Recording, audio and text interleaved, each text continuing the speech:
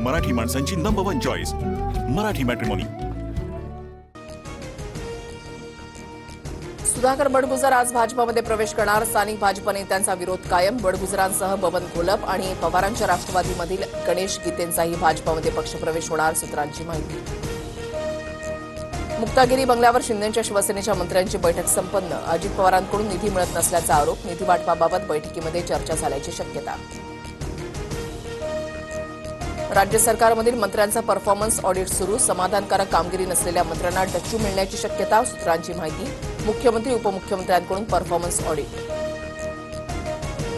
अनंत अंबानींनी मुख्यमंत्री देवेंद्र फडणवीसांची वर्षा निवासस्थानी घेतली भेट। दोघांमध्ये पावणे 2 तास चर्चा। भेटीचे कारण मात्र गुलदस्त्या।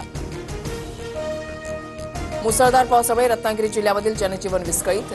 मागजन गावाला पुराचा वेढा। काही दुकानं पूर्णपणे पाण्यामध्ये बुडाली। वाशी सेक्टर 17 मधील प्लाझाची भिंत खचली। काही सेकंदात भिंत कोसळल्यानंतर एक व्यक्ती सुदैवानं वाचला। अनेक वाहनांचं मोठं नुकसान। राज्यातील दुर्घटनांसंदर्भात मुख्य सचिव सुधाकर सौनिक यांचा आढावा। नागरिकांच्या सुरक्षेला सर्वोच्च प्राधान्य द्या।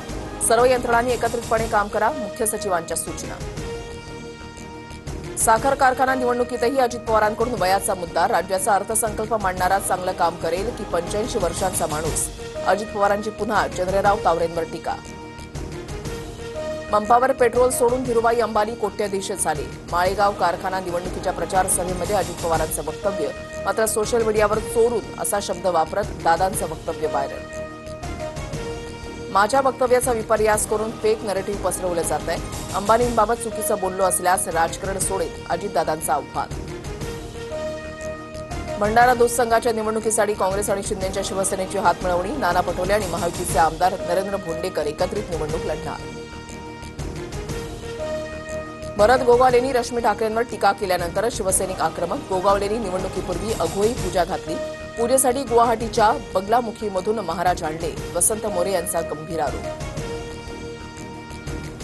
भरत गोगावलेंनी केलेले घोटाळे 7 दिवसामध्ये बाहेर काढणार। तटकरेंवरील टीकेनंतर आनंद परांजपेंचा इशारा।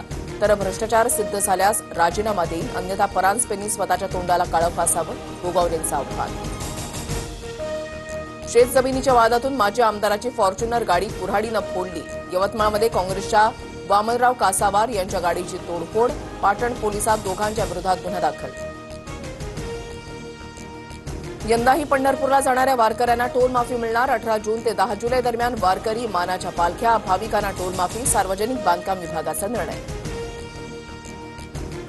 सॅन फ्रान्सिस्कोहून मुंबईला येणाऱ्या एअर इंडियाच्या विमानाचं कोलकातामध्ये इमर्जन्सी लँडिंग। तांत्रिक बिघाडामुळे इमर्जन्सी लँडिंगचा निर्णय।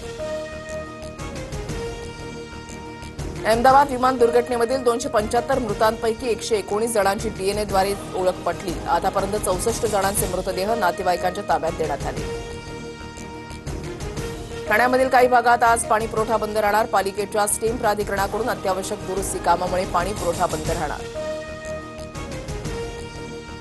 वर्सोवा घाटकोपर मेट्रोच्या फेऱ्यांमध्ये वाढ। मेट्रो मार्गावर आता गर्दीच्या वेळेला दर 3 मिनिट 20 सेकंदांनी मेट्रो धावणार। मेट्रोच्या दिवसभरात 452 फेऱ्या।